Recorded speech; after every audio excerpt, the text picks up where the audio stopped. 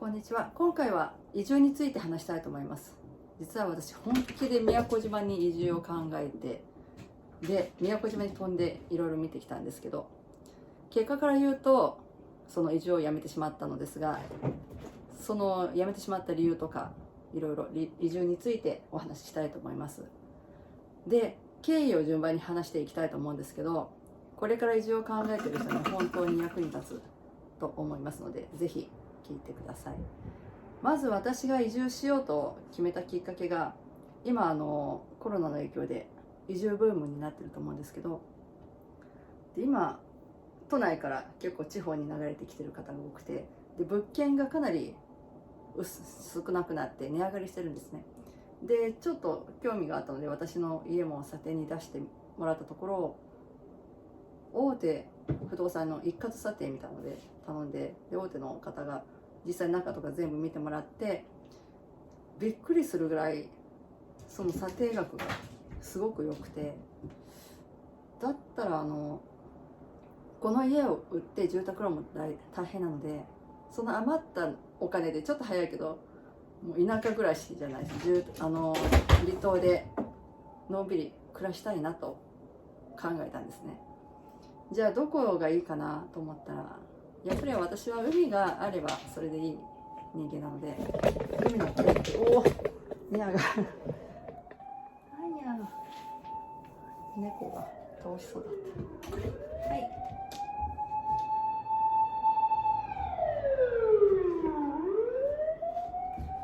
でどこがいいかなと考えた時に、宮古島がすごく海が綺麗で静かなところだったのでいいかなと思ったんですけど、ただ私宮古島一度も行ったことがなくて、沖縄は10回ぐらいは行ってるんですが、ただ私の知り合いが実際に宮古島に移住して、今年からかな、で今の仕事をリタイアして宮古島で倒しそうだやめてにゃ。で宮古島に移住して、今ペンション経営をあっちでやってるんですけど、でそれをで私もちょっと感化された部分があって、宮古島最高だよ、いいなと思って、でこうと決めたらすぐ動くタイプなので、早速チケットを取って息子連れて仕事をサボって学校をサボって行ったんですけど、でその知り合いのペンションに何日かお世話になって、で観光目線ではなく実際に住むと想定して数日過ごしました。でそれで私がまずやったことというのが、やっぱり現地の人の実際に住んだ移住した人の話を聞くのが一番かなと思って、その知り合いもそうですし、一度も会ったことのない人にちょっとコンタクトを取って、YouTube で知り合った方なんですけど、その方とお会いすることができて、お話いろいろ聞いて、じゃあやめてくださいよ、倒れ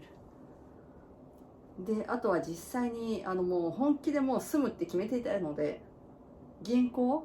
不動産も回りました。あと地元車で回って、どんな感じかとか土地勘とかそういったものも。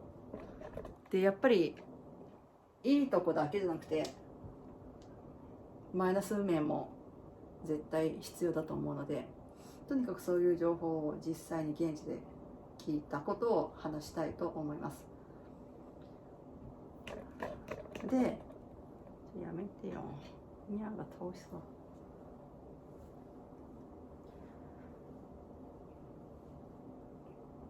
で最初宮古島に着いて、やはり海がすごく綺麗で人も少なくて最高と思ってたんですけれど、まず人が歩いていない、暑いというのもあるんですけど、皆さん車を使って移動するので、自転車もいない。でその移住した知り合いに聞くと、やっぱり道が狭かったり、あと結構年配の方が運転しているのでぶつけていってしまったりっていう事故が実際結構あるっていう話を聞いて、で私自転車が好きなので、自転車とか歩いてる人をほとんど見かけなくて、たまに観光客の方がちょっと歩いてるぐらいなんです。ほぼいなくて、で確かに10月に行ったんですけど、それでもかなり暑くて歩けるような状態じゃない。基本もう車での移動が必須っていう状況。あとは海行っても人がいないですね。パンフレットに載ってる有名なビーチは観光客がいるんですけど、その辺のビーチに行っても人がほとんどいなくて、ちょっと寂しいなといった感じで、海は綺麗でシュノーケルとかしたんですけれど、意外と波はないけど潮の流れが速いところがあったりして、で実際観光客の方で流されちゃった人とかいるっていう話をその知り合いからも聞いて、でやっぱり現地の子供とか現地の人はもう海には入らないって言ってましたね。で確かに5カ所ぐらいビーチもあったんですけども、観光客しか入っていなくて、確かに海きれいでお魚さん見れて、でウミガメも見れてすごく素敵だったんですけど、それ多分何回かやったら飽きるなとやっぱり思って、で日差しもすごく強いのでもう一瞬で赤くなっちゃうぐらいだったんですけど、なので海きれいだなって、海熱帯魚とか素敵だなと思っても、実際住むともう多分そのシュノーケルなんかしないでしょうし、見てもそれでも綺麗だなと思いますけれど、多分その綺麗だなで終わるんだろうなといった印象がありました。あとは食べ物なんですけど、これが私的にかなりネックになってしまったのが、料理好きで食べるのも大好きなんですけど、料理屋さん行ったんですけど、やっぱり暖かい国、もちろん全部が全部じゃないと思うんですけど、やはり食べても味がいまいちだったというか、そんな感じがして、で近くのスーパーとか大型のスーパー行って食材を買い込んで自分で朝昼晩とか作って食べたりもしたんですけど、びっくりしたのが物価がこっちの 1.5 倍から2倍ぐらいするんですね。例えばこっちだと大根1本100円なのが、あっちだと200円とか300円だったりして、本当にもう普通にもう全てがやっぱり船で送られてくるので、野菜も年がら年中暑い感じで台風だったりするので、本土の方から船で野菜とかいろんな全般的に物が送られてくるので、その船代だったりで、野菜もちょっとしなびたのがこっちの2倍3倍の値段して、うわーと思って、で会計したらやっぱりこっちだと3000円で済むものが1万ぐらいになって、ってびっくりしたんですけど、あれを痛いなと思って、さらに賃料、働いて給料もらうじゃないですか。それもこの関東のよりも少ない、手取り15万だったりとかで、その収入が少ないのに物価がこっちの2倍近くあるので、ちょっと厳しいなと思って、働く何か一つで生計を立てる、今と同じペースで働いて今と同じ暮らしをするのは当然そのバランスが違うので、給料は少ない、物価は高い、厳しいなという印象を受けました。ただ私は自給自足をしたいと思っていったので、自給自足すればいいかなと思ったんですけど、ただ私狩猟免許も持ってるんですけど、まず宮古島は山がないのでイノシシとか鹿がいないんですね。じゃあ何がいるんだろうと思ったらクジャクが取れるみたいで、でもそのクジャク肉もなんかあまり美味しくないみたいなこと書いてあったり、じゃあやっぱしかも平坦なので撃つと山と違ってどこに遮るものがないのでちょっと撃つの怖いなと思って、ちょっと狩猟も無理だな、じゃあ釣りはどうかなと思ったら、釣りはいくらでも釣れるので大丈夫だと思ったんですけど、やっぱり温かい海の魚って大味というか水っぽいというかうまみが少ないっていうイメージで、実際に釣りしたりちょっとシュノーケルした時取ったんですけど、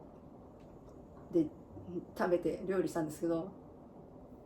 こっちの魚見て普通にただ焼くだけだと水っぽかったり大味でやっぱり美味しくないなという印象があって、なので内臓とか鱗全部取って塩振ってキッチンペーパーでくるんで一晩冷蔵庫で水分を抜くと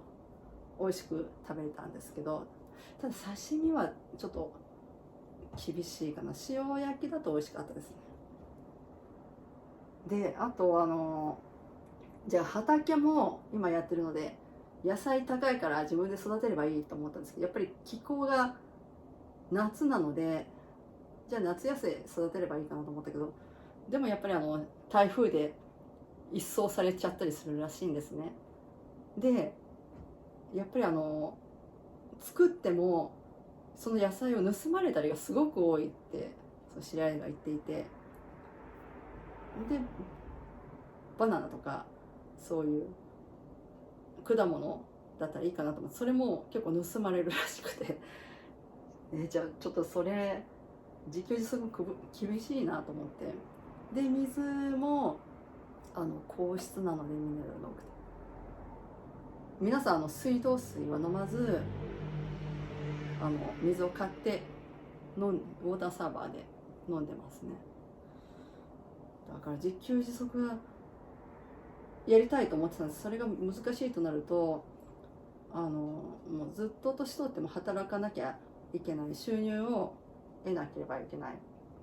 で年金だけだと家があればいいですけど、その家自体もやはり潮風の影響で、あと台風の影響で木造がほとんどなくて鉄筋コンクリートの家がほとんどなんですけど、やっぱりもう不動産屋に聞くと寿命がもう40年でマックス50年ぐらいらしくて、で新築だとものすごく高いんですよ今。宮古島も移住ブームでバカみたいに高くて、しかも物件がなくて、なので最初は安くて古い中古物件を買ってリノベーションして住めばいいかなと思ったんですけど、実際見ると今だからかもしれないですけどまともな物件がなくて、ホームページで見たらいいかなと思っても実際見るともうお化け屋敷みたいな感じ、廃墟みたいなのがほとんどで、これ直して住むの大変だなと。しかも錆びてきたりとかシロアリ被害もやっぱりあるので、でその知り合いも中古物件を買ったんですけど1990万で買って、で結局直すのに2000万近くかかったって言ってましたね。それきついなと思って、でやっぱりシロアリが出るって言ってまして、なのでその物件問題で一番私がそうだなと思ったのが、不動産屋とちょっとなんかいろいろ話をしていて、確かに今移住ブームでこの住んでる家が高く売れるけれど、ただ買う時も高い、当たり前なんですけど、それをちょっと私気づいていなくて、確かに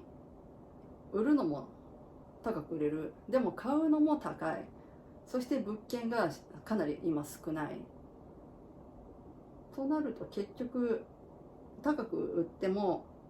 買うのが高いので、もしくはボロボロの家しか買えないので一緒だなと思って、それが一番決め手になりましたね。で不動産屋も今は買うタイミングじゃないと言われて、じゃあマンションはどうかっていうと、私の場合ペット3匹とちっちゃい子供がいて、で仕事も自営であるので、やっぱりマンションは無理なので、一軒家だと探そうと思ってたんですけど、それもやっぱり難しいで、今タイミングじゃないので、買うとしたらもっと下がってからで、ここ今の家の住宅ローンを払い終わったり、もしくは売ったり貸したりしてからだなと思いました。あと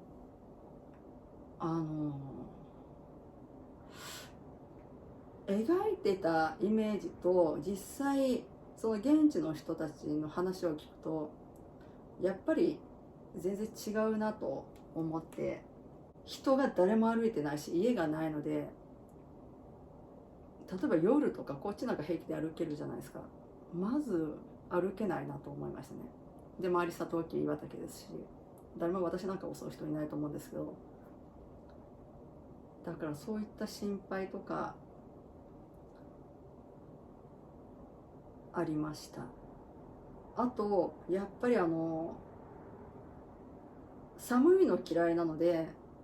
常にあったかいとか暑いのいいな、最高だなと思ったんですけど、いざ行くと外出たくなくなるんです。暑すぎてクラクラしてくるというか、で出歩けない暑さだったりして、あとやっぱり秋冬春がないので、その季節の趣というか、こたつでみかん、あと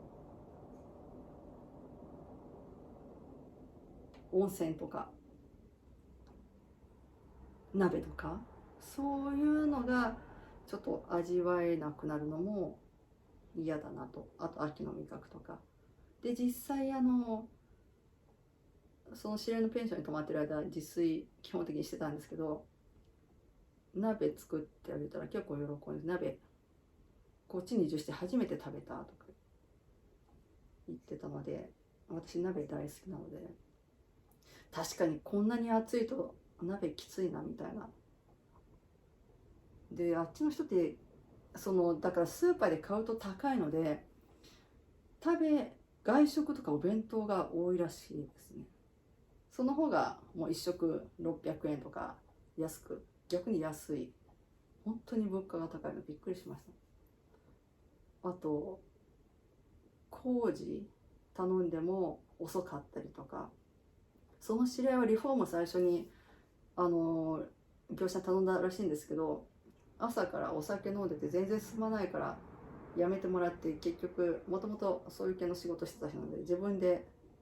ほぼリフォームしたって言ってましたね。で車の修理を頼んでも修理ちゃんとできるのが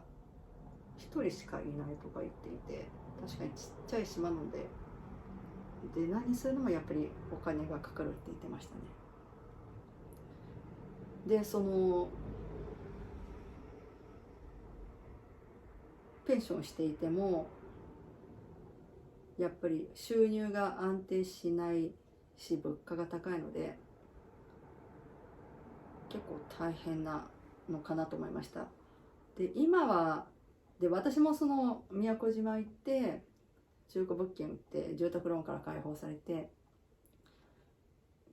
のんびり離島暮らしをして、でそのペンションとか民泊できる物件を買って、そこから収入を得ろうと考えてたんですけど、今は宮古島ブームでかなり人が多いので問題ないんですけど、でもやっぱりブームっていつか必ず去るものなので、そのブームが終わった後に客を待つ商売っていうのはすごく怖いなと思って、客が来なくなるともう今宮古島すっごい大型リゾートホテルが建ってるんですね、バーッと。海外も日本も。その中で私とかちっちゃいペンション経営しても客がいなくなったらその大型リゾートホテルも値下げ合戦が始まるじゃないですか。それでとても太刀打ちできないなと思って、となるとペンション経営は難しい。でも働きに出ると給料が安いで、今の仕事を続けようと思ってもちょっとネット回線が台風が来ると止まっちゃったりとかで、やっぱり人が圧倒的に少ないので難しいなと思って、なので最初はそういう離島とか宮古島に移住してのんびり過ごせればいいなと思ってたんですけど、そのトータル的に実際に聞いて経験してみて感じたのは、楽になるどころかちょっと厳しくなるなと思いました。なので結論としては、住むのは今は時期じゃないし、本当に住むとなればその年金がちゃんと入って、で家もちゃんとしたの買えるぐらい貯金もできて、で子供ももっと大きくなったタイミングかなと思ってます。そうなので、ただやっぱりそうは頭ではそう考えてるんですけど、心はこっちに帰ってからもずっと宮古島のままというか、やっぱり美しさだったり人の良さだったり雰囲気だったり、あと神々の住む島と言われていて、実際そういうとこ回ったんですけど、すごくなんか感じるものがあって、なんていうか心に羽が生えるような感じ、もう自由になれるというか、なんか口で表すのが難しい魅力が宮古島にはあると思ってるので、今は移住はやめましたけど、でも諦めたわけじゃなくて、老後やっぱり移住するかもしれないという思いがあります。本当に素晴らしいところで、海も綺麗で、まるで天国、ここは天国かと思いましたね、行った時に。ただ私がやっぱりこれ人のその状況とか年とか考えによって違うので、もし私が子供もペットもいなければ何も考えずもうすぐ荷物まとめて移住してましたね。マンション借りて、で仕事片っ端からやってました。それで無理と思えば帰ればいいんでしょうけど、ただ宮古島の人たちはどんどんそうやって移住してきても9割近くもう帰っちゃうらしいんですよ。そういうのを繰り返し見てきているので、どうせまたすぐ帰るんだろうみたいな感じで見てるっていうことを不動産屋の人とかその移住した知り合いは言ってましたね。でもそれはしょうがないことですし、でもそのままずっと移住する人もいるわけですし、そうなので、もしこれから移住を考えてる人はそういったこと、先のこととかタイミング的とか後悔しないかとか、いいとこばかりじゃなくて悪いところも見るといいかなと思います。あと沖縄も、じゃあ宮古島ダメだったら沖縄はどうかなとか、その近場で考えたんですけど、ハブがちょっと無理かなと思って、だからこんな考えだと移住できないんだろうなと思って、やっぱりまだまだ甘いというか、だってハブって実際そのハブがいるところに住んでる人に聞いたら木の上にいて上から降ってくるらしくて嫌じゃないですか。安心して歩けないし、子供もあれだしと思って、まあ、そのとこ近づかなければいいんでしょうけど、ただやっぱり沖縄も同じように今すごく物価が移住分高くなってるので、でもう一つ発見したのが、移住するつもりもう 100% そういう気持ちだったんです。結局無理だなと思って帰ってきたら、今まで当たり前だったこの今住んでるところが実は最高なんじゃないかって再確認できたのがすごくまた良かったなと思います。無駄じゃなかったと思って、海の幸、あと山の幸、あと野菜とかも豊富で安いですし、で無農薬とかもいっぱいありますし、で海も近くて人も楽しくて美味しい食べ物屋さんとかもいっぱいあって、遊ぶところもいろいろあるのでお金かけずに、やっぱり改めてここ湘南は最高だなと思いました。そんな感じで少しでも参考になればよかったです。ではまた。